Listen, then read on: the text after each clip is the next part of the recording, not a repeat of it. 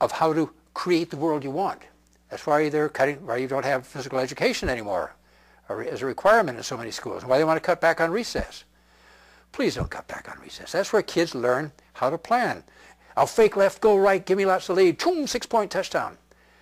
That's fun. That's real. That's and they make up cops and robbers games. Get them out from behind that tube, and instead of turn to page 38, will everybody turn to page 38? We're going to learn about about how Columbus discovered America. So, anyway, the educational system does not teach creative thought. They don't teach solving problems. How many universities are having, not teach-ins, but think-ins, to think our way out of the mess in Iraq?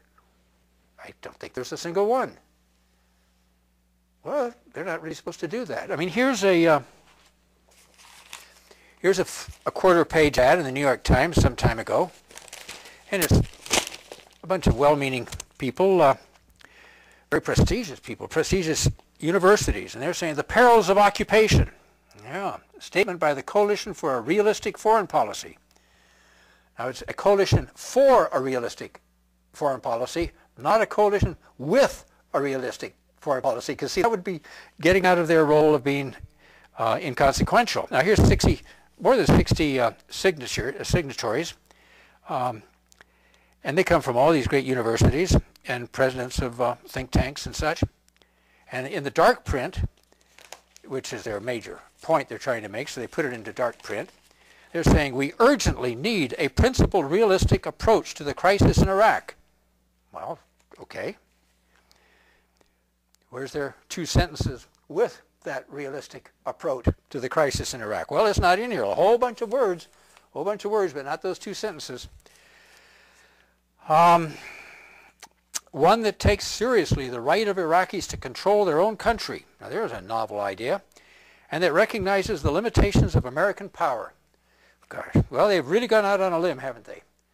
I only recognize one name here, and that's Chalmers Johnson, who you all know now is writing great books on what's wrong. And that's what gets done is hand-wringing. And most of the things you see will be, gosh, ain't it awful, and shucks, someone ought to do something. But they're not going to do it. And I know this because I came up with a plan for Vietnam back in 1966. Got it published January 68. Circulated it all through 1967, called the Free Cities Plan. I had been in Southeast Asia in 1958, traveling in several countries, even stayed with some British troops for a very brief period of time. We were fighting guerrillas in Malaya. Not Malaysia, but then Malaya. And I'd been in Latin America on a Navy Reserve cruise to Chile and Brazil, Panama in '56. So I'd been to Cuba in '62 on my own, for which I got dragged before HUAC and a few other things, but House Un-American Activities Committee in '63. So a solution for Vietnam was right there staring us in the face. I called it at first the Hong Kong plan, because I'd been in Hong Kong, and here's Hong Kong, a colony right on the coast of China. China, most anti-red China then, most anti-colonialist power in the earth. And so how's the border? Well, they rattle some swords, but basically it's business as usual. China's largest source of foreign exchange. So why couldn't a similar situation exist in Vietnam? I mean, who did we make the commitment to in Vietnam? The peasants? No. The middle class and the upper class. And where did they live? In the cities. And how did they maintain their privileged position? By ripping off the peasants in the boonies with rents, price manipulation, and taxes. And so the Viet Cong come along and say, wouldn't you peasants like to keep the profits of your labor and just deal these other parasites out of the picture? And they said, right on. So the obvious solution is to firm up 2 or 3 or 4 even city-states. And again, just like the plan for, see, a peace plan really isn't a peace plan if it requires the cooperation of both parties or 2 parties or 3 parties. To really be, that's wishful thinking. If you want a plan, it's got to be something one person can implement immediately, unilaterally, as the president, as commander-in-chief of the armed forces, can pick up the phone and say, General, get those troops out of the city and off the highway and defend that oil. He's got the power. He doesn't need the permission of Congress. He doesn't need polls. He doesn't need, Tony Blair will go along. He doesn't need the approval of the Iraqi people. Well, you say, what are we going to do? We're going to have boat people again, like we did in Vietnam. We're just going to pull out, which, of course, the Free Cities plan, there wouldn't have been boat people. They would have been in the cities, maintaining their livelihood by trade, as Hong Kong was doing, as Singapore does.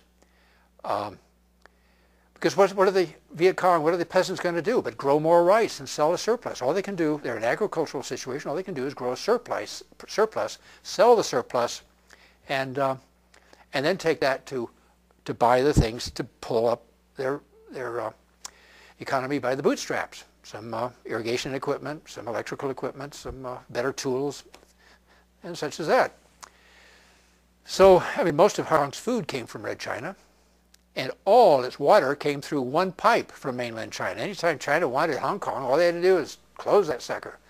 So, anyway, all this stuff is obvious to a person who solves problems, but you're not going to get that, I think, at the moment in the Democratic Party or on campus. However, I do believe that it's quite likely that this tape will be used as a pump primer for the Democratic Party to hold not teach-ins but think-ins across the country, because obviously we should be able to come up with a better plan than what this retired landscape architect from Berkeley can come up with. So, but what was, I guess, and here's really what I want.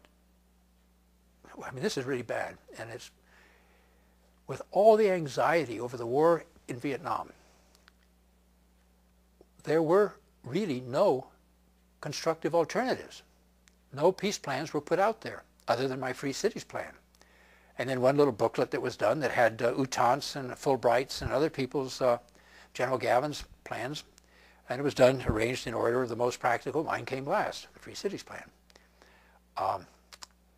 So, because the president, again, was able to immediately, unilaterally, order the placement of the troops as a defensive military buffer around these city-states. And of course, they would, just like Hong Kong, reintegrate with the larger country in due course.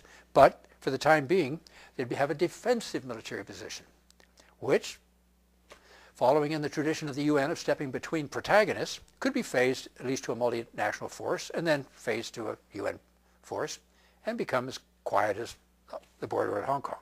But of course, this all assumes that the purpose is to make a better world, is to help the Iraqi people, is to stop the killing. And we all know that the purpose of the real power in the United States is economic imperialism. And so, and this is all talk about. But let's call it on them. I think a pacifist should be able to step in and say, well, now this is what you say you want. And you say, oh, no, we don't want it. We're not imperialists. Okay, we'll take you at your word. Well, here's a solution for you, which gives you everything you say you want.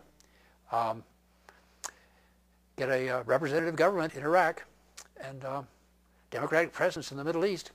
That's what you say you want. Well, here's how you can get it. You say, oops, here's a political scientist from the university telling me why it won't work. It won't work because all these people they can't all live within the defensive military buffer. The people who have befriended us, the people who are now our puppets and all this, what's going to happen to them? I mean, this is desert around the oil refineries and the oil fields. What's going to happen to them? Well, duh. They should be the ones who initiate it, who spell it out, who say from this cockamamie election that takes place, however weak it is, however lame it is, they should then stand up and say, we want the U.S. out of here. And we want them out in a two-phased way. Well, then they become the patriots. And they don't get killed. They don't become boat people like in Vietnam. They're the ones who are leading the way. They're now in good stead with their fellow countrymen.